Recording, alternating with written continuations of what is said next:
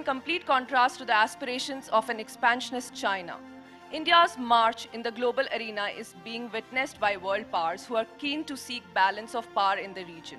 But keen on becoming the sole superpower, China wants to stamp out the rise of another power in the region. It wants to derail India's rise by imposing heavy economic costs on maintaining a tense border. How will India deal with this dragon in the room? For this discussion, we have with us Mr. Zorawat Daulat Singh, author and foreign affairs analyst, Mr. Gautam Bambawale, former ambassador to China, Pakistan and Bhutan, Mr. Ajit Ranade, economist and author and vice chancellor of Gokhale Institute of Politics and Economics, Pune, Mr. Sujan R. Chinoy, Director General, Manohar Parrikar Institute of Defense Studies. This discussion will be moderated by Mr. Sandeep Unithan. I request him to please take over from here. Please, sir, please.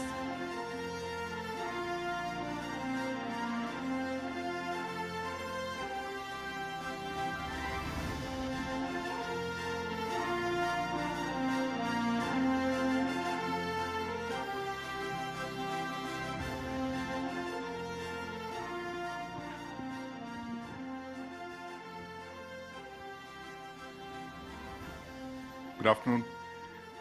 There's an expression, there's an English expression that's wrongly attributed to the Chinese. It says, may you live in interesting times. Now, interesting times means chaos, anarchy, disruption. And this seems to be what we are living through right now. Let me give you a quick update on where we are in 2022. Our trade with China is at one of the highest levels it's been, over $100 billion last year. It's one of the highest ever. Simultaneously, we're looking at one of the largest deployments of troops at super high altitudes in Ladakh. And that deployment has entered its third year. We're looking at something like 50 to 60,000 Indian and Chinese soldiers facing off. We're truly living in interesting times, as that saying says. And joining me to make sense of these times that we live in, make sense of that dragon in the room, as we say, is a very distinguished panel. Some of the biggest names in the defense and security analysis business. And I want to start with my first question to Ambassador Sujan Chinoy. So do you feel that the specter of conflict between India and China hangs like a Damocles sword on our planners, our political and military establishment? And what do you see are the consequences of this fear that's there, this dragon in the room? You know, it has many manifestations. Do you see that as a big issue weighing, heavy on the minds of our thinkers and planners? Well, thank you for inviting me. And let me begin by basically mentioning that the specter of conflict that you mentioned is not necessarily new. The specter of conflict that you mentioned is not a new development. The Westphalian notion of nation states came about between India and China as a result of the two countries coming into being in 1947 and 1949, at which point of time the notion of loosely defined frontiers gave way very quickly to an urgent need to identify your national identity and your geographical borders. And we have been through, in the last 7 decades or more, through several cycles of tension and conflict, each different in its own way. If you look at 1962, we had a hiatus of 14 years before we picked up from where we had left off and re-established relations at the ambassadorial level. If we look at 1998, when we had our nuclear tests, when the bottom had fallen off in our relationship, that negative cycle lasted for 2 years before President K.R. Narayanan visited China in May of 2000 and relations picked up again. And Doklam, as you know, lasted 73 days. A week later, after the resolution of that issue, you had Prime Minister in Xiamen attending the BRICS, sort of event. So we are in a situation where we need to manage this complex relationship because of the outstanding boundary issue, because of the manner in which China has spilled over into our region. Its capacities are well known. We can identify clearly the number of ships it has, the number of planes it has, but its intentions have always been very opaque. And the non-transparency in its build-up in Asia, in the Asia-Pacific theater, now in the Indo-Pacific theater, more specifically in South Asia, where it actually impinges on our interests, that is the core of the issue. So this is a relationship which requires management because of the tendency to have cyclical conflict and release of tension. This time around, the situation is far more serious, and it requires much greater attention. The positive side is that dialogue has not been interrupted at any stage, and we have seen that notwithstanding the economic sort of response that we gave to their aggression in eastern Ladakh, we have seen that trade has picked up. And that is the nature of a globalized economy. Decoupling is a chimera.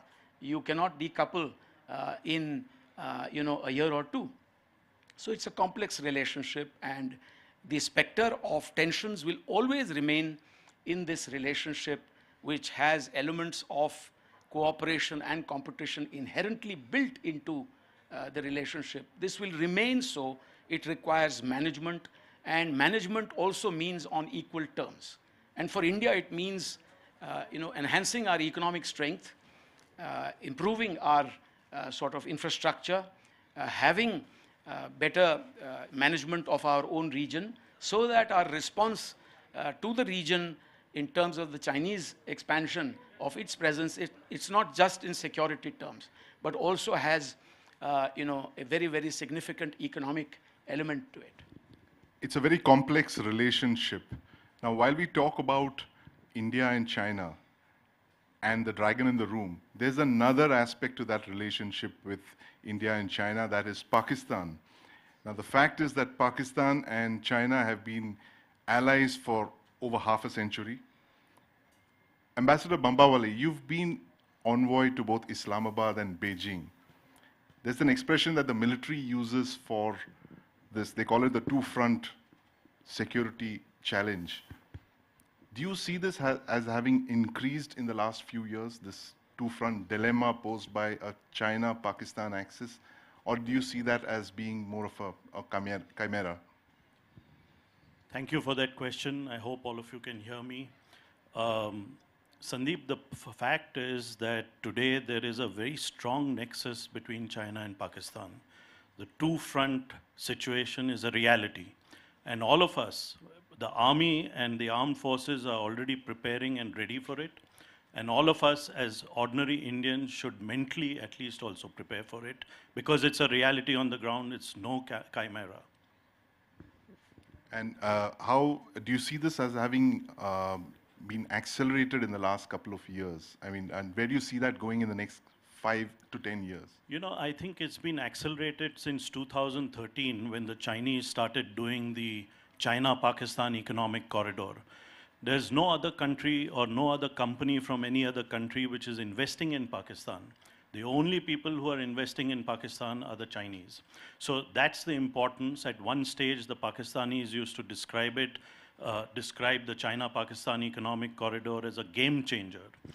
Also, I'd like to point out that the very close relationship between China on the one hand and Pakistan on the other is due to the strong linkages between the People's Liberation Army of China and the Pakistan Army or the Pakistan military. As long as that strong linkage continues, and as long as the Pakistan Army, Pakistan military continues to call the shots and in a sense govern Pakistan, this nexus is a reality. It's going to grow stronger over the years.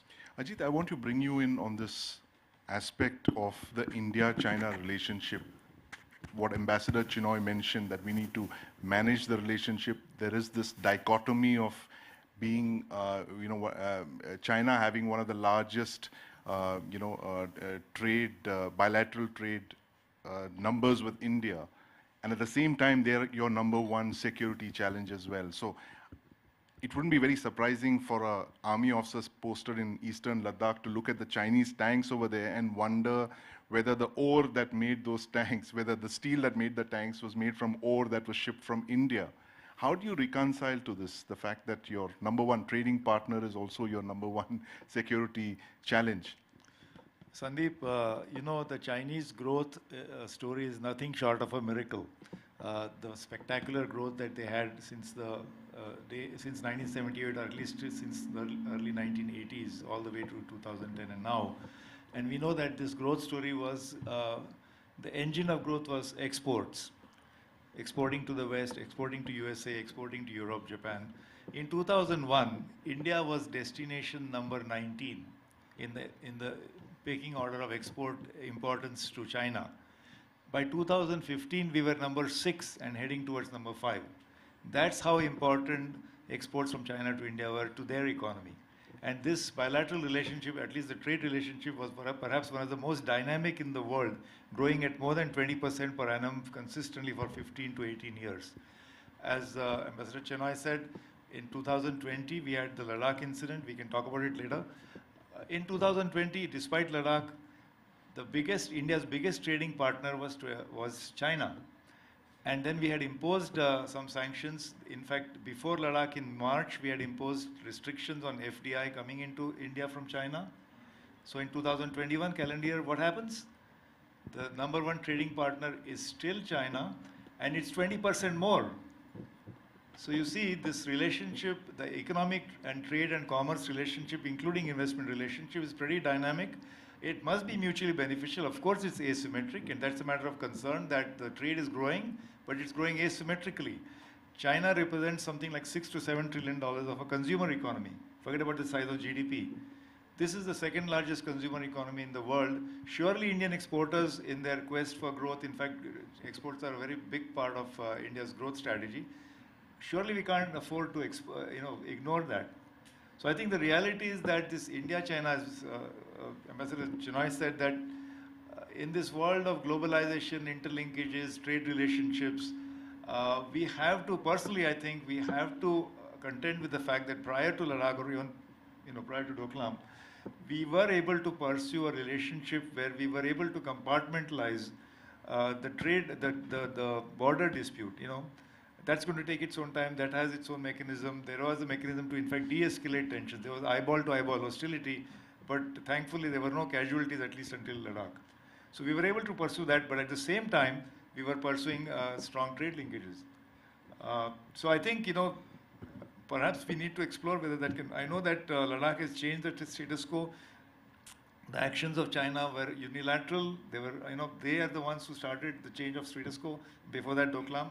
So the onus is on them to, to kind of initiate the the withdrawal or going back to the earlier status. But we cannot, I think, personally, I think the trade relationship and this border dispute will coexist. Trade relationship and the border dispute will coexist. And while we were talking about relationships between India and China, Pakistan and India, I want to bring in Zorawar by asking him this very important aspect of India's number one strategic partner, that's Russia, currently involved in a war in Europe, the Russia-Ukraine war. What are the security challenges, what are the dilemmas that this war presents to New Delhi? Yeah, so this confrontation we're seeing between the United States, NATO and Russia isn't actually new. It's been building up since at least 2014. One of the factors that we from India see the United States is, despite seeing a rising China in Asia, in the Indo-Pacific, it has chosen to primarily focus its strategic attention, its military confrontation with Russia, which they claim is not a threat to them in the future. So it's slightly illogical and irrational what they've been doing. For us, of course, Russia plays a central role to our military modernization, strategic autonomy, and a whole range of issues which the insiders will tell you. I think now the challenge is the US response to Russia's intervention in Ukraine is creating a whole lot of realignments on the global stage. You're seeing a closer relationship between China and Russia. You're seeing, in fact, it's ironically, Xi Jinping on his birthday, June 15th, calls up Putin to sort of project this strong partnership with Russia. Why is he doing it? He's sending a message to the Americans that don't think that you can contain us the way you're trying to do them. So I think the response for India should be that we can't let Russia be isolated by the West. I think that would be a flawed policy. I know there are few in our establishment or maybe in the commentariat who have suggested that Russia is a bad bet for India. I don't see it that way. I think to lose Russia, to see Russia weakened, will leave the playing field for China even stronger. And you're going to see ultimately then a G2 emerge, which is the United States and China. And as we've seen in the past, when these two superpowers get together, even in an uncertain relationship, I think India and many other regional powers will lose out. So if we want multipolarity, we need to ensure that along with the United States, Russia is cultivated and maintained stronger. But I would also sort of, as a corollary to this, if we're seeing the major powers compete, and this competition is going to be a feature for the next maybe decades, if not certainly for the 2020s, I think it provides us an opportunity on two fronts. One is the relationship with China, as was suggested, it can be stabilized and managed.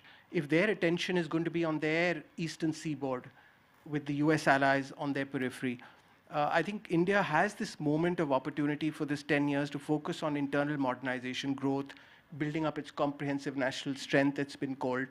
Because the last thing we want from India is to be caught up in somebody else's great game.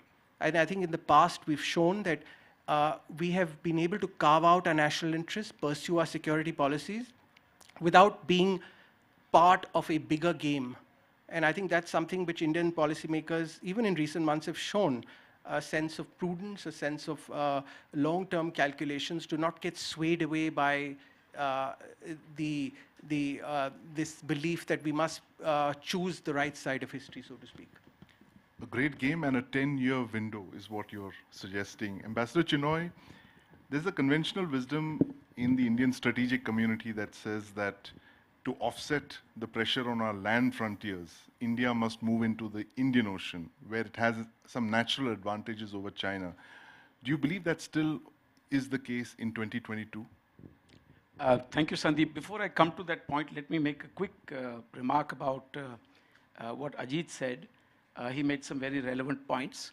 But to posit that as coexistence of the boundary question and trade being normal, that is an appropriate phrase. In other words, that there is ample space for the coexistence of an unresolved boundary question and normal trade relations. But there is absolutely no scope for the coexistence of bloodshed and a normal trading relationship. So when I talk to the Chinese, for instance, I make it very clear to them that we can continue to discuss the boundary question. It has remained unresolved. That was the old consensus that we reached during the Rajiv Gandhi visit. But we cannot pretend to have normal relations, including normal trading ties, if there is bloodshed. Bloodshed is what I cannot normalize in our bilateral relations. I do concede the point that we can normalize the existence of an unresolved problem that we can discuss and resolve peacefully. Having said that, let me turn quickly to your question about whether or not India can offset the tensions in Eastern Ladakh by expanding its presence in the Indian Ocean. Regardless of what happens in Eastern Ladakh, India has a geography that places it at a certain advantage in the Indian Ocean. The Indian Ocean is, in terms of spheres, in terms of concentric circles, the first concentric circle in which a large peninsular country like India must operate. There is a certain fade out to that same naval advantage as you get to the South China Sea and further afar to the Pacific. So yes, in the Indian Ocean, India must continue to be of primacy in terms of its naval deployments. And considering that we have a very, very good navy, The naval budget has been growing. We have about 130, combatant, vessels. We are well placed there to work on our own as well as in tandem with our critical partners. And our position today in the Indian Ocean is slightly different from what it was in the 1970s when India opposed the presence of great powers. Today, India is in fact welcoming of its strategic partners in the Indian Ocean. And we must do more, but at the same time, I would suggest that you do not bank on the proposition that greater cooperation at sea with strategic partners automatically results in commensurate benefits in terms of your landward deployment vis-a-vis China in eastern Ladakh. Strategic partners that you mentioned, very interesting. That was going to be my next question to Ambassador Bombawale. The fact that the strategic partnerships that we've gone into in the last couple of years, the dialogue of democracies, the Quad. Do you see formations, groupings like the Quad being able to offset Chinese pressure on us vis-a-vis the boundary dispute? What's India doing in formations like the Quad? So let me start by saying that I agree that in a medium term, we need to work on Russia to see if, because we have a very close defense partnership with them, a lot of our defense equipment continues to come and sourced from Russia. So in a, say, 8 to 10 year period, we must continue to work on Russia to see if we can get it away from, the clutches of China, to use a very bald frame word. As far as the longer term is concerned, geopolitics today is characterized by one big development, and that is competition between China on the one hand, which is the rising power, and the United States on the other, which is the existing superpower. And unfortunately, the way I see things developing is that this is going to morph into a competition between an authoritarian system of the world, of ruling the world, of governing the world, of international politics against a more open, transparent, rules-based order. And where that is concerned, I have very little doubt that given our values of being an open society, of being an open economy, of being a democracy, I have no doubt that India will come down on the side of the democratic, open, rules-based order. So that's my point of view. I can see India getting closer over the coming years and even in the longer run, 25 to 30 years, getting closer to the great democracies of the world, by which I don't only mean the United States. I also mean countries like Japan, Australia, South Korea, perhaps Indonesia, apart from France, Germany, UK, etc. Do you see any of these democracies coming to our assistance, either militarily or diplomatically, in event of a border conflict with China? That is an expectation? Yeah, that's very simple to answer, Sandeep. They're not going to send troops. So if you expect some white faces to come on the India-China border, that's not going to happen. We've got to fight our own battle. Right. But where they will help us will be diplomatically. They will also help us in selling the best, equipment, armed forces equipment, of course, for which we will have to pay good dollars. So they will do that for us, but we will have to fight our own battle on the China front, which I believe we have done so well, quite well so far. But I know that the Chinese are also preparing for something more in the coming years. So I'll stop there. Fascinating points there. And, Ajit, I want to bring you in on what Zorawar mentioned earlier. The fact that this close Beijing-Moscow relationship that's only increasing as the months go by, and the war in Ukraine is already 100 days old, and China is completely supportive of Russia there, whereas we have kind of taken a more neutral stance. Do you see Russia, entering China's economic orbit and being unable to break out of that? Russia as a global pariah now, being unable to break out of Beijing's axis. And what is it that India can do to offset that? This is the point that Zorawar made a little earlier.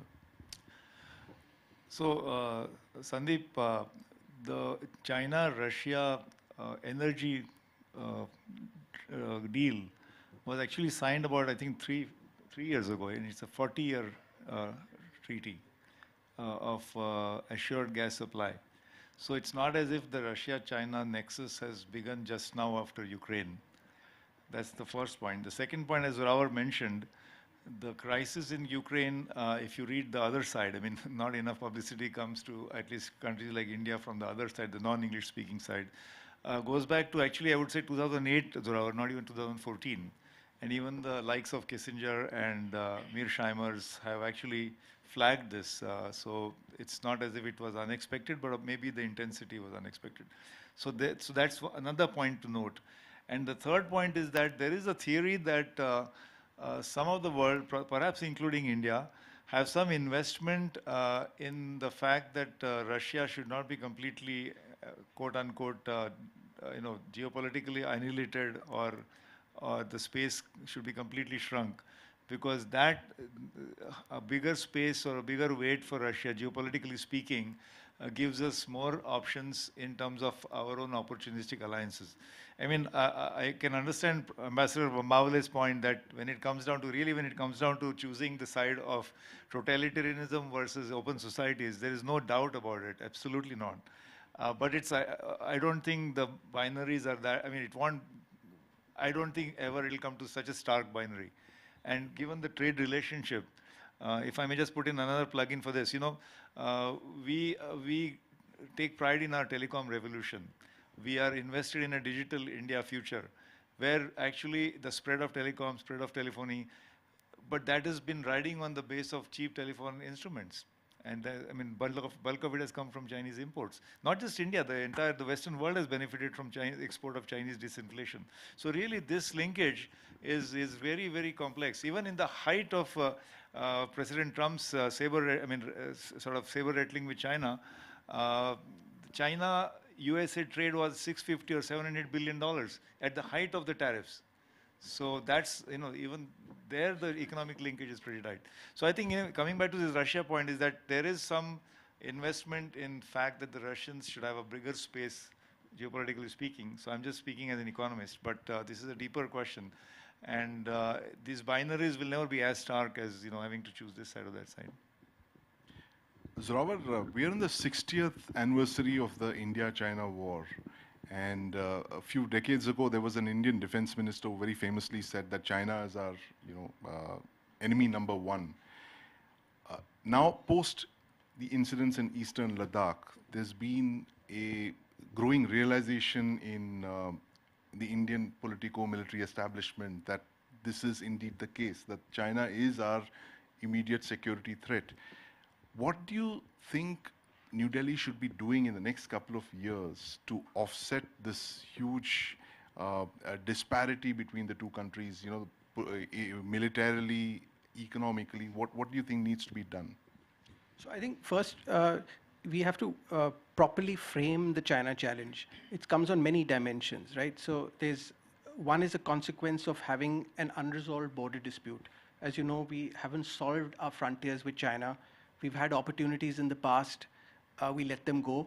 I don't know when the next one will come, but I believe that both the Indian and Chinese leaderships internally believe that as the status quo lies today, more or less, is how the frontiers will be settled. There will be hard bargaining for the last mile, so to speak, or the last sort of tactical points, but I think the essence of the India-China boundary is more or less frozen today. So if that is so, then the challenge we're speaking of is a geopolitical challenge. It's a challenge to India's aspirations to lead the region, India's relationships with its neighbors. Does China threaten to displace there? What kind of actual leadership aspiration does China have in South Asia? I think some of these questions are still in play. We don't really know for certainty, but we do know that the Chinese have engaged in a balance of power strategy with Pakistan to keep India somewhat confined to the subcontinent. Now, how do you break out of that? One is, of course, through building up your internal power potential across different metrics, starting from reforming your universities to your manufacturing ecosystem. I mean, the whole range of problems we have which have nothing to do with China. So why are we not going and pursuing those? Some of it is happening. But I think until you resolve those fundamental structural problems of economic transformation, you're not going to be able to compete. The second aspect is externally, what kind of balance of power strategy can we pursue, which allows us to also maintain our strategic autonomy, our independence, because the last thing you want is to engage in a balance of power strategy where you lose your freedom in the process, right? Because that would be just absurd. And then you're just going to be running around like you were during the British-Indian phase, where Indian troops are used for purposes that are not Indian national interests. So I think we have to be very careful. We pursue a balance of power strategy with the superpowers, with the great powers, United States, Russia. I don't consider realistically many of the other players in Western Europe and East Asia as independent great powers. They have been subordinated by the United States. So let's be clear-eyed. It's a hard-nosed business. Who you can actually ally with as an equal and who are part of a alliance system. I think these are clearly defined factors and values and commitments that come into place. So I think as far as I see it, the United States, Russia, China, these are the three great powers. India is the fourth one in line. And I think if we build up ourselves for the next 10 years, we are a strong contender to be that fourth pillar in this multipolar world. There'll of course be other civilizations. There'll be the Iranian civilization, there'll be the Vietnamese, the Indonesians, many in the Middle East, in South America. But the fourth player as potentially is going to be India. And if it is going to be India, I think most of the cards are to be played at home in terms of governance, modernization, transformation. I don't think China can limit us in that. I think what we should be doing is, during this period, leveraging all these major relationships, keeping them in some sort of balance and equilibrium, and maximizing advantage. So if I may slightly offer a discordant note with this idea of freedom and liberty on one side and this autocracy on the other, I think history has shown that the so-called democracies look at you through a hard-nosed lens. Have you ever been offered a democracy discount? If anything, in the Ukraine crisis, we were asked to pay a democracy premium to not buy Russian oil and suffer and face inflation the way Western Europe and the United States are doing. So I think our partners in the West are hard-nosed. They don't even lie about it. They're open. They're pursuing their interests. So if I may slightly add another layer to the India-China relationship, this idea of civilizational resurgence that we're seeing in a post-unipolar world. I think for the last 2-3 decades, until very recently, all these rising powers, that is India, China, had kind of let the US-led order shape how they would pursue their modernization, their growth, even their identities. I think now what we're seeing is, as that framework is no longer reliable, this new liberal economic framework, this idea that nationalism doesn't matter, I think all these things are now coming back. And if we are going to pursue civilizational resurgence, does the West accept you as that? Does it accept a civilizational India, or is it seeking a different type of India? I think we have to be very careful, because if we are wanting to be a civilizational India on our own terms and understanding our past and how it's playing out in the present and come to some sort of peace with our national identity, I think in that situation, all the more a stronger case could be made for having a more sophisticated relationship with the non-Western world. Let's put it this way. And that non-Western world does not go into these binaries, but they're complex. Vietnam is complex, Indonesia is complex, Iran is complex. If we start pursuing it through those lenses, we're going to deny Myanmar, for example. We're just having a summit next door with our eastern neighbors, and Myanmar foreign minister is not present in that, despite sharing a 1,600-kilometer border with India. Now, how do you connect with East Asia or Southeast Asia without Myanmar? Maybe we are buying into this binary, and we need to be a little more flexible, little more realistic, and accept different political systems, as long as they're not impinging on our domestic realm. So, yeah, that's fascinating. I mean, there's like a dozen hashtags in what you just said. But the point is well made. The fact is that India has to be a civilizational power, and we are fourth in line. As you said. And I want to bring in Ambassador Bambawale very quickly. So this point that Zorawar mentioned, the fact is that we are firewalled in South Asia. He seemed to suggest that unless we break out of the boundary dispute, there doesn't seem to be a possibility of us breaking out and becoming a great power. Do you see that as the case, or would we be able to compartmentalize the dispute the boundary dispute with China? Look, let me, put my views on this subject. One is, I don't think this is the time, or that I would, to use a Chinese phrase, I don't think the time is ripe for India to settle the India-China boundary. The fact is that there is such a huge asymmetry between Chinese power and Indian power today that it will not be to our benefit to settle the boundary today. So I would say, and I would recommend to the government, if they ask me, is to play on this game and settle at a time in the future when the asymmetry between India and China is less. So that's my answer to the boundary question. Point number two is the reason why Eastern Ladakh has taken place is because the Chinese decided that they will no longer negotiate or talk to India on the boundary. They will use force to settle the boundary. So they have, decided for us what kind of relationship will follow in the coming years between India and China. So trying to manage the relationship, etc., is good. I don't disagree with that. And we do need to keep channels of communication open, but I think we should see the writing on the wall. The way India can tackle the China challenge is twofold. One is in the long term, and I agree with Zorawar there, though I disagree on many other things with him, is economic growth, economic growth, economic growth. We have to grow at 7, 8, 9, 10% GDP growth over the next 25 years. Then only will the asymmetry between India and China decrease. But in the long run, we're all dead. So what does India do in the short term? And in the short term, it is exactly what I stated earlier. India has to balance Chinese power by building our strategic partnerships with the great democracies of the world.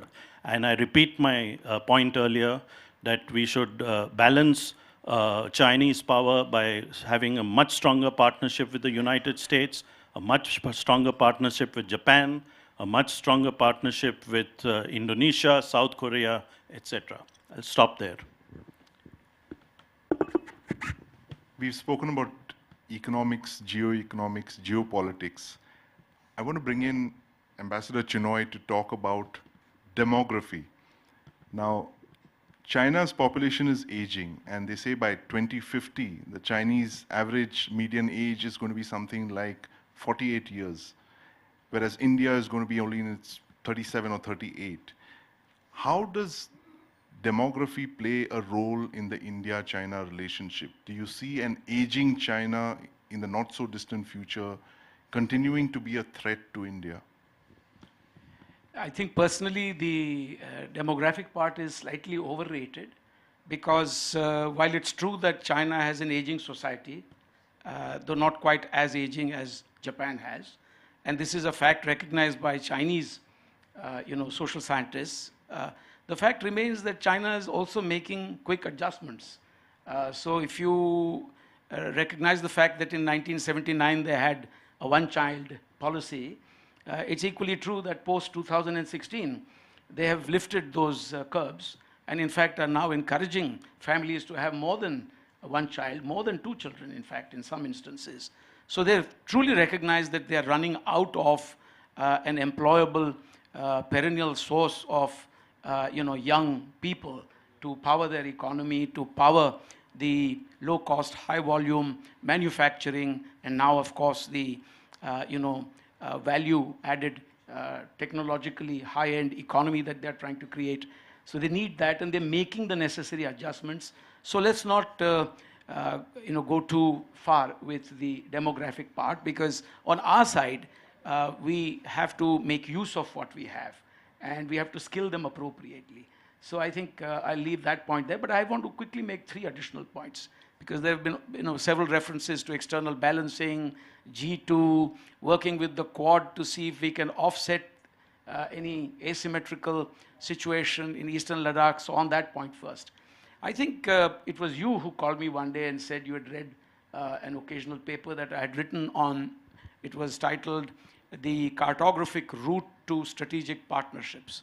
And I had been rather keen to point out that despite the fact that we have such close relations with the United States, Australia, and Japan, we must keep in mind that as far as Aksai Chin is concerned, while the United States maintains a position of neutrality regarding that as disputed territory. Both Australia and Japan, and by the way, I've served in all the Quad countries, so I personally am extremely committed to these countries and the relationship. The fact of the matter is that Australia and Japan show Aksai Chin as a part of China. Of course, it's a fact that all three of them show Arunachal Pradesh as a part of India, but that's a separate issue. How on earth can you expect the Quad countries, even militarily, to come to your aid and assistance in Aksai Chin, as in Eastern Ladakh? That's the term I use. If Australia and Japan on their maps have yet to correct the cartographic part of our strategic relationship. So let us all remind our closest friends from time to time, as I do, that please bring yourself up to speed on that issue. Very quickly, China operates, ironically, on the twin principles of containment and encirclement itself, historically, and also the notion of spheres of influence. Precisely the points that it criticizes in terms of the policies of others. Now, I want to remind you that during the tenure of Franklin Roosevelt in the 1930s, China had already been declared to be part of the Big Four as early as the late 30s. China had been declared by the United States, no less, to be part of the council, as in the trusteeship of the powerful, as it was called. Later, by 1942, 1943, it was called the Four, policemen, the Big Four. So, at various points of inflection, I have noticed that China's rise has been facilitated by none other than the United States of America. Not just in the late 30s, not just in 1945 when China, got a permanent seat. Post 71. And post 71 when the PRC came in, or post 78 when US investments poured in, or during the Reagan era when military technologies were transferred. So we have to keep that in mind as well. And that is something that is of great and intriguing interest to me. From time to time, they also realize the folly of their policies. As you know, that book about the China fantasy, when India has never required a book like that. We have always been very clear about what China is about and how it relates to us. But the Americans, despite their enormous capacities, well-intentioned too, but have somehow not been able to read China correctly. Thank you. Thank you very much, sir. Thank you, gentlemen, for this fascinating insight into the dragon in the room. I'm sure all of you are going to take back with you a better appreciation and understanding of the contours of that dragon in the room. In geopolitics, nothing is what it seems, and the issues are far more complex than what they actually are. And thanks to our 4 high-powered experts here on this panel to help us decipher that. Thank you very much, gentlemen.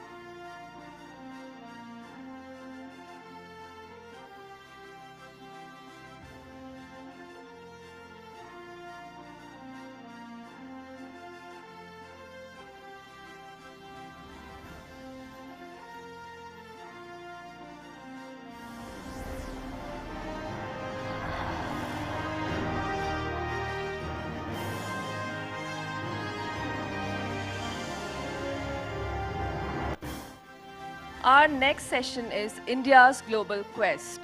As the Narendra Modi government completes 8 years in power, India is ready to take its rightful place on the global high table. PM Modi has built a personal rapport with some of the key leaders of the world, from Donald Trump to Joe Biden and Vladimir Putin. He implemented policies like Look East into Act East Asia and added Act Far East and Act West Asia to bring significance to the domestic needs of India. During the Ukraine conflict, everybody wanted India in their corner. The PM made a crucial visit to Europe amid the West's differences with India on its stance on the Ukraine war. He met leaders in France, Denmark, and Germany. For this discussion, we have with us Mr. Nawar Gilon, Ambassador of Israel to India, Sri Lanka, and Bhutan. Please, sir, join us.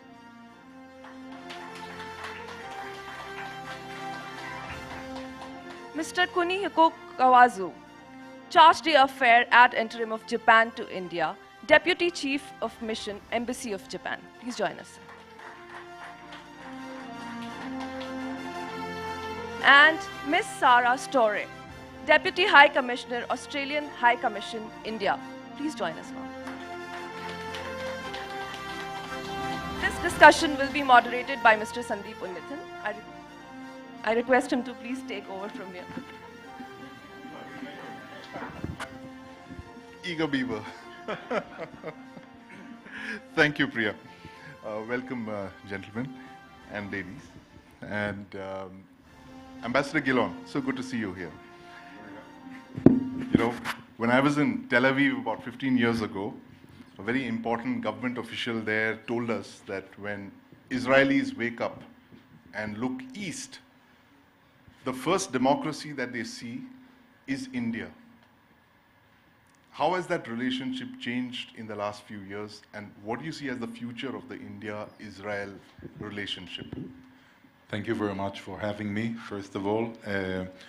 I think that, you know, the start between India and Israel wasn't that good. India didn't support the establishment of Israel or the UN resolution at the time. And over the years, there were very cold relations. But in 1992, we established our full diplomatic relations. And now we are celebrating 30 years. And I think that in the last, from probably 2017, the visit of Prime Minister Modi to Israel, and then a year later, the visit of Prime Minister Netanyahu, reciprocal visit here, the relations picked up. We defined then the relations as a strategic partnership, but you know, names are important, but more important is content. I believe that we are also in content very, very intimate. If in the beginning of our relations, we were based mainly on security cooperation, defense cooperation, and on agricultural cooperation, where Israel has today 29 centers of excellence, and I think that about 2 million Indians, farmers went through them. Today, in the last 5-6 years, the relations have developed, there are a vast array of fields, all fields of cooperation. There is no limit. So we really have wonderful cooperation, great relations between the leaders, even when government changed in Israel in the meantime. And I think this is a strong basis for future to further build on our relations. Thank you. Ms. Storey, welcome to the Global Summit. So good to see you here. Thank you. Taking off from what Ambassador Gilon just told us, when Indians look to the southeast, they see cricket and curry in Australia. How has that relationship changed? Well, thanks, Sandeep. I'm very happy to say that we have diversified beyond these two images. We've become known now for the 4 Ds, which is democracy, dosti, diaspora, and defense. Democracy, diaspora, defense, and Yes. dosti. Yes. Oh, perfect. So that's Yes. 3 Cs have become 4 Ds. That's right. We're constantly evolving. That's amazing. So where, is there going to be an E, or are you going to build on the Ds itself? I think we've got plenty to work on with the agenda of Ds. like Israel, we have a comprehensive strategic partnership with India, and our relations are at a significant high, and we're very pleased about that. We have a very active and practical agenda across the gamut of our endeavours. Everything from a trade and economic agreement, which is going through our ratification process, to greater coordination on defence and security, great links through education, including looking into India's national education policy and looking at twinning universities and joint degrees. We're going to open up another consulate, so we'll have many consulates here, not quite as many centres of excellence, but we will open one in Bengaluru on critical and emerging technology policy. But the relationship is thriving, and the important thing to note is that there is really no finish line on bilateral relations. We just want to continue to create more proximity, more cooperation and partnership, whether bilaterally in the region through the Quad, or just in any way we can. Thank you. Kunihiko-san, when India looks east, like really east, far east, it sees a partner and friend and a country that we've been linked with almost umbilically for over 1,000 years. That's Japan. Now, you know, we had a very interesting session just before this on the dragon in the room, right? And both India and Japan today are almost united by a common fear of that dragon in the room. And you know which country I'm talking about. Do you see the proximity between India and Japan being accelerated by this mutual fear of this third country? Thank you very much. Thank you for very interesting question. First of all, I feel very honored to be a part of this very interesting panel. To your question, first of all, I will say Indo-Japan bilateral relations is too important, too precious, too strong, too destined for strong bond to be dependent on one specific third country. So you mentioned the thousands of our histories back to Buddhism. Also, after the World War II, Judge Par was helped us a lot. Also, India was the country which concluded the bilateral peace treaty with us, through which we could come back to the international arena. So I don't like to characterize our bilateral relations which is meant for one specific country. So looking at the economic side, we have our own flagship bullet train project, Maharashtra Hyderabad high-speed rail. This is developing now. When our Prime Minister Kishida paid an official visit to India in March this year, both leaders, Prime Minister Modi and our Prime Minister, agreed upon one shared goal of investment from Japan to India of 5 trillion yen in coming 5 years. This 5 trillion yen is equivalent to, say, about 3.2 lakh crore Indian rupees. So this economic side is, for both sides, very, very mutually beneficial, I think. My Australian colleague Sarah mentioned the Quad meeting. The last month, May, Prime Minister Modi participated in this the Japan, US, Australia, India leaders meeting, which is dubbed as the Quad leaders meeting. We had a bilateral the leaders meeting there in Tokyo too. So meaning taking into account the visit of our Prime Minister to India in March, in these 2 months, 2 times the leaders meeting. And also this year marks the 70th anniversary of the diplomatic relations between 2 countries. So for our cooperation, sky is the limit. Thank you. Sky is the limit. That's an interesting phrase. Ambassador Gillon, we've all heard of the band U2. It's very popular, especially among my generation now. But in the last couple of days, I've been seeing a new expression in the newspapers. I2U2. What does that mean? Can you tell us what it stands for? Yeah, of course, the 2 I's are India and Israel. The 2 U's are UAE and the USA. It's another regional initiative. I think that you see more and more regional initiative, and this is probably a consequence of the fact that the traditional international organization arena is not serving anymore the world and the region. We are, and the feeling is that we are coming back to a Cold War state situation where the UN, the Security Council, is blocked because they are their members that will do the opposite of the other regardless of the topic, just for the sake of being on the other side, and this is not a good thing. And the alternative is creating smaller and different groups, like Quad here was discussed, and I2U2, which in general the idea is the big definition is cooperation and infrastructure.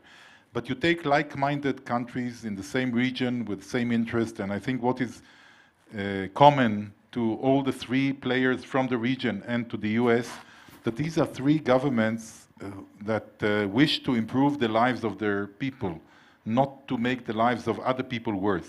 Because there are 2 kind of leaderships, as I see in the world. People leaders who try to make the lives of their own population better, and those who are looking to make the region less stable and less comfortable for others. So I think this is in common. The idea here is not against any one of the I2U2. The idea is to cooperate together. The wide definition is infrastructure.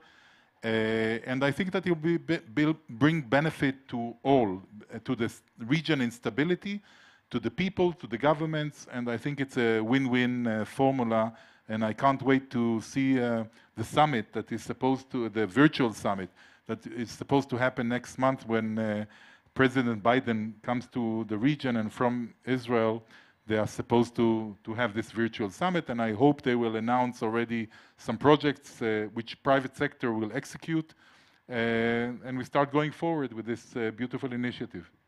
Great. And it's interesting you should mention that these small regional initiatives are taking taking a lot of slack from where bigger organizations seem to have failed. And the Quad is one such example. And two diplomats here on the stage are part from the Quad countries. That's Australia, Japan, India, and the United States. Ms. Story, I want to ask you about the way you see India's stance in the United Nations, especially when the Russia issue came up to vote. The fact is that we were neutral when Australia was very firmly in the Western side, just to condemn Russia for the invasion of Ukraine. Do you see our stance of neutrality as running counter to the spirit of the Quad? Thank you, Sandeep. That's an excellent question, and it's one that I am asked often, in fact, as are many Australians in India. I would say not at all. Australia's position on the situation in Ukraine is very clear. We oppose absolutely Russia's immoral and illegal actions, but we respect absolutely that each country makes its own foreign policy. This is one of the inherent principles of sovereignty, and the groupings that have been mentioned, the Quad and this other excellent initiative, they are based around mutual respect. And Australia's position on India in Ukraine has also been very clear and consistent. We understand that each country has its own interests, and that India has put its position very clearly about wanting to keep all avenues open to search for solutions in a constructive manner. That is also in accordance with India's own national interess. All friends do not have to agree on every single issue, and the key thing to note is that we do not focus on these differences, but rather on practical and positive outcomes and endeavours to, most of all, ensure that the situation in Ukraine does not detract attention from where it needs to be. And where that attention needs to be is to ensure that in the Indo-Pacific, a region which is at the heart and the engine economically of the world going forward, that it is a region that is stable, peaceful and prosperous, where we are not subject to coercion, and the rights of all states to operate peacefully is able to be exercised. Thank you. Friends can have differences. Kunihiko-san, do you agree with that? And how do you see India's role in the Quad?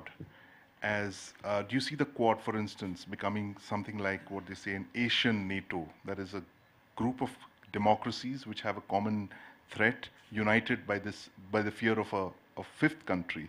Do you see this actually happening, an Asian NATO as they make it out to be, the Quad? Thank you very much. I believe this question is also the quite frequent one which I am facing here in Delhi. So let me tackle with this, so to say, Asian NATO allegation. I feel a sort of specific intention here if he or she mentions or try to characterize Quad as an Asian NATO. Quad, Japan, US, Australia, India. Sarah, my Australian dear colleague, also indicated this is a cooperation framework, not only for the political affairs, but also the economic affairs, scientific affairs, cultural affairs, including every sphere. And also NATO, as many people know, this is a joint defense mechanism building upon the, so to say, collective defense rights stipulated in the UN Charter. Quad is not such a character. So this is simply the cooperation mechanism among the like-minded partners. And I believe that the last month's leaders' meeting brought about the so many concrete, tangible outcomes which are highly appreciated from my viewpoint. And in this context, the Indians' role is significant. Today's theme, Vishwa Guru, was mentioned, I believe. I think that as a Vishwa Guru, India has played a significant role in this Quad format too. To name a few, for example, the vaccine supply. Supply of vaccines produced in India to the ASEAN countries like Thailand, Cambodia. This was the remarkable development in the process of Quad, I believe. Also, the one Indian the pharmaceutical company is trying to increase the production of Johnson & Johnson vaccines under the auspices, under the name of Quad. This is also the India's big contribution. I think that for the infrastructure building, for the new and significant technologies such as 5G, the maritime sphere, the Indians' role is remarkable, which should be admired a lot. Thank you. So before I go on to my next question, how many fans of Fauda over here? Oh, right. That's like 50% of the audience. There you go. So Ambassador Gillon has played a very important role in getting some of the key cast members of Fauda here. So he understands the value of soft power and hard power. So Ambassador Gillon, bringing me to this point of strategic partnership, the hard power aspect, the military aspect, Israel has been a very large defense partner for India in the last 30 years. You've been one of our top 5 arms suppliers, some very key cutting edge equipment that we can talk about and some that we can't talk about. So now you have the government of India launching an Atmanirbhar drive, right, for self-sufficiency in defense equipment.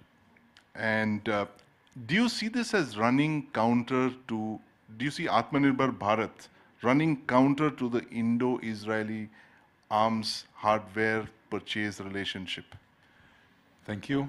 No, not at all. On the contrary, I think that first of all, it's the right approach to take by India in the sense that we see what's happening now with Ukraine.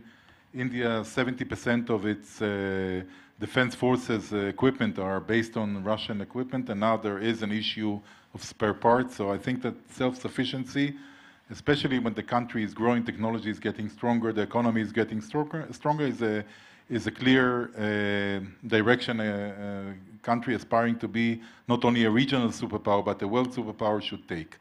So I totally support this direction. I think it's the right direction.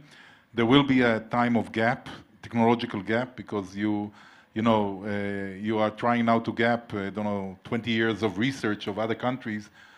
So you'll have to find a way how you gap this time and technological differences. When it comes to Israel, I think that we hopefully, we understand the approach, we support the approach. We hopefully will have even some kind of an advantage here, because we are much more, we are a smaller industry as a country, and more agile, and we can adapt ourselves to the partner. I think that the trust, the very deep trust between India and Israel enable us, because in defense we have to understand that IP, you can lose IP in civilian uses, and it's a loss of money.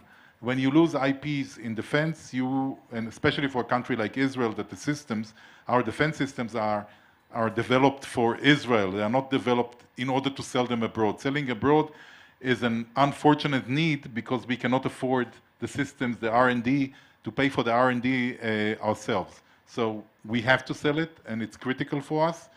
But we feel intimacy and closeness with India to share without fear that it will reach third parties which we like less. So I think that at the long term, it will give Israel even an opportunity, Israel and India, to cooperate more, because I think that some of the big industries will find it very hard to release their IPs, to be agile enough to manufacture big parts of the systems here.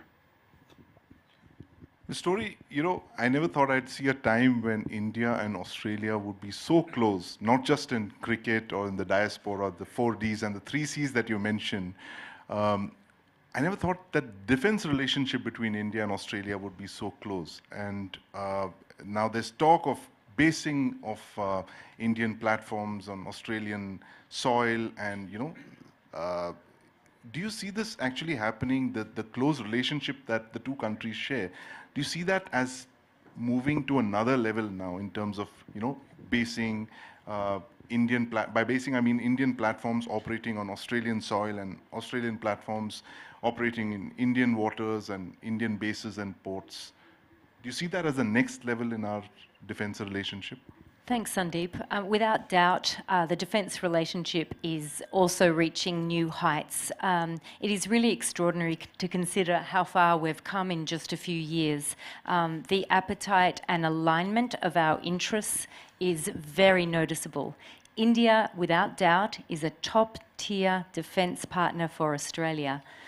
We are building our cooperation, and we're looking to build greater complexity in our arrangements and in our exercises. For instance, we have a mutual logistics support arrangement which will build greater interoperability, which I think really goes to this Make in India policy, and will provide a lot of support and sustenance to it.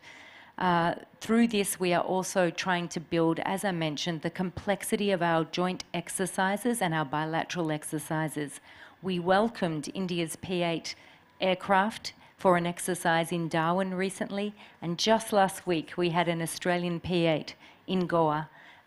We think that there is certainly many opportunities for us to deepen this relationship in defence industries, information sharing, maritime regional domain awareness, whether it's bilaterally through the Quad, through multiple exercises. The sky is the limit.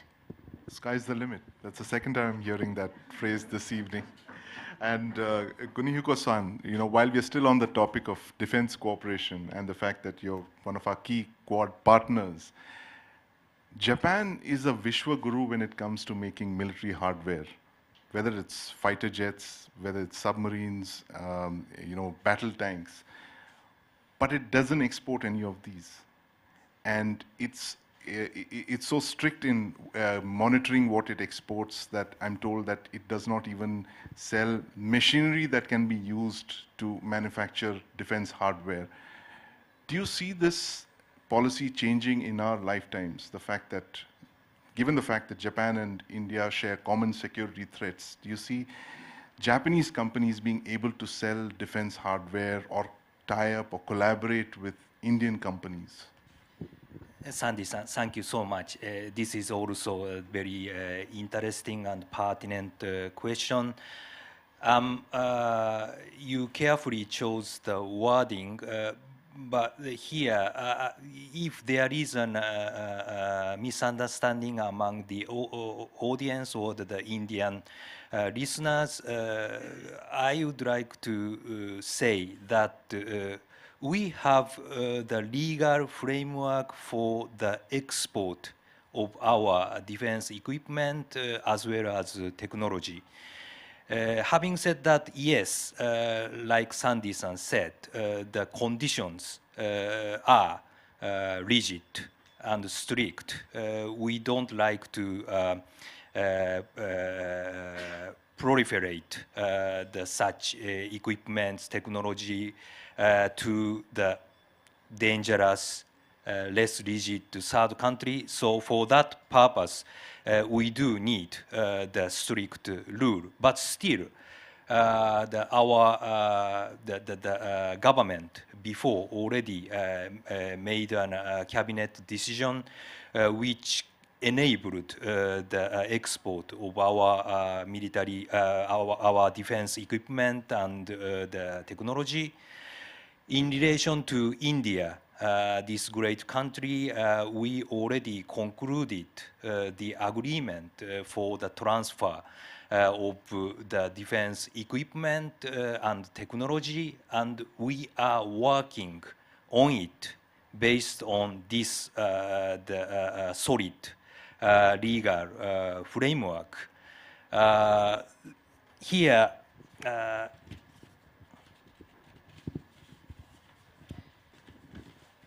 in order to be accurate, I would like to quote one sentence from the joint statement made public after the March leaders meeting between the Prime Minister Modi and our Prime Minister Kishida. This joint statement says, I quote, both leaders acknowledged ongoing collaboration in the area of unmanned ground vehicle and robotics and directed their ministers to further identify concrete areas for future cooperation in the area of defense equipment and technology. So this is a written, publicized document under the name of the two leaders, the top level. So our bureaucrats, we have to work in accordance with this document. The process is ongoing. I myself am quite optimistic for our future in this area too. Thank you. Thank you. That's great to hear that we could finally see Japanese military hardware in India after a very long time. Ambassador Gillon, West Asia was this much vilified part of the world for being unstable and, you know, zone of conflict. And Israel has been at the center of a lot of conflict. You have hostile neighbors on your borders. Until Europe decided to say to you, hold my beer. Now, do you see the focus, the attention of the world now kind of moving away from West Asia and Europe instead becoming that zone of instability and, you know, at the, shall we say, the unstable region of the world, given the kind of powers that are involved there? You have a very large superpower, you have many other countries that are opposed to it. How do you see the next 10 years or 20 years playing out in Europe? Wow, you asked me the hardest question, because prediction, in Hebrew we say that predictions was not given to the smartest people in the world. You know, if you start predicting, eventually someone will confront you in 10 years with your predictions, and then you wouldn't look that intelligent. But I would say that I think that in Europe what's happening is probably, well, sooner or later will stabilize. I'm not saying finish, because you cannot sustain this war. I mean, the price for Russia, and both for Ukraine and for the rest of the world, in the sense of prices of basic products that are now, you know, rocketing up because of this crisis, I think it will stabilize more or less. Again, not be solved. These things don't have the tendency to be solved. I think that the Middle East is very unstable, still very unstable. It's a changing Middle East, it's a shifting Middle East. Abraham Accords last year might be seen as a stabilizing direction where UAE, Bahrain, Morocco, Sudan also signed peace agreements with Israel and acknowledged the existence of the State of Israel, accepted it. We have connections with other countries. They usually tend to make it also with these countries. We had non-official connections before. And all of that, I think, or a big part of that is tribute to the fear from Iran. So one of the biggest destabilizing elements of the Middle East today, or the biggest, is Iran by far. The nuclear element is one. Of course, having this regime in Iran with nuclear capability will be a very, very problematic site, I think, for everyone. But even without it, if you look at the region, you can see Iranian destabilization or involvement in almost all the countries. In Iraq, we don't have to mention their involvement in politics through the Shiite.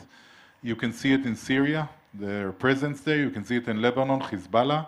You can see it in Sinai, helping former ISIS elements there harass the Egyptians. You can see it in Yemen with the Houthis, and Yemen, of course, is spilling out towards Saudi Arabia, UAE. They shot at them.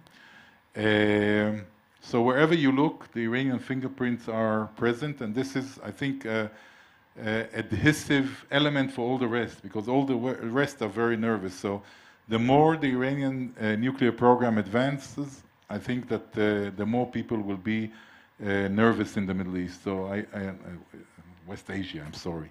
So I think that we are not heading for quiet waters in the Middle East. I think, again, in Europe, probably it will be relaxed. And I think that Asia is also another region where we will start seeing probably higher and higher tensions once the West, I think, feels that he has its own home front with Russia-Ukraine a little bit put under control. Story, I was going to ask you, do you see that the current crisis in Europe taking attention away from Australia's primary security concerns in Asia, given the fact that you have AUKUS, which is this very a new formation of two Western countries and Australia, to directed at a fourth country. Do you see your Western partners looking away from Asia, taking their eyes off the ball, as they say in cricket, looking towards Europe and not at Asia? Well, we're all going to keep our eye on the ball, I feel.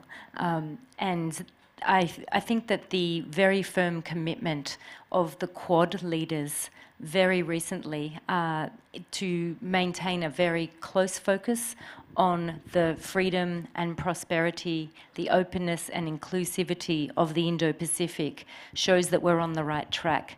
It's only natural that the situation in Europe is going to take a lot of attention.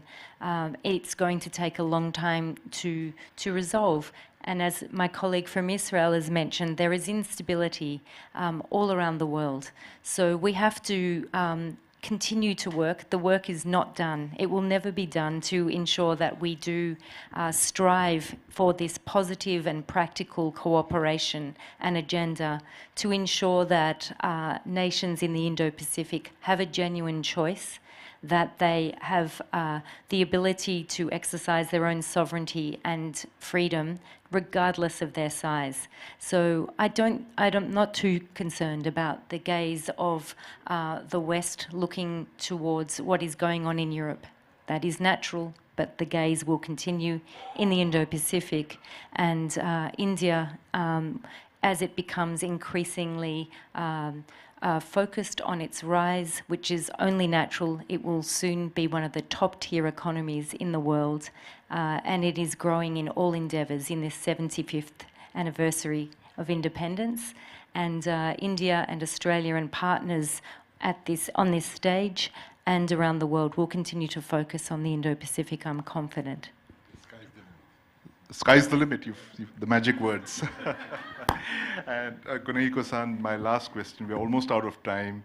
I'm going to ask you what I asked Ambassador Guillon this question. I asked him to look into the crystal ball. I'm not sure if there is a Japanese proverb that strikes down people who look into the future, but could you do that for us and see what the next 20, 25 years mean for our countries, especially the Quad countries in Asia? So, like the Israeli ambassador mentioned, the prediction, this is very, very difficult and dangerous. I don't like to go into this sphere too much, but in any event, I do believe that our precious shared values, such as freedom, democracy, human rights, rules of law, this importance will be kept by Japan in coming, several decades. And on these shared values, we consider the cooperation among the like-minded partners building upon such values. This is very, very important, be it Quad, be it G7. We will continue to work on it. I believe, I recognize that my answer does not suffice to your question, but I would like to stop here. Thank you very much. Thank you, thank you. And my last question to Ms. Story is actually, when we were talking about the 4 Ds, I suddenly remembered 2 E's as well.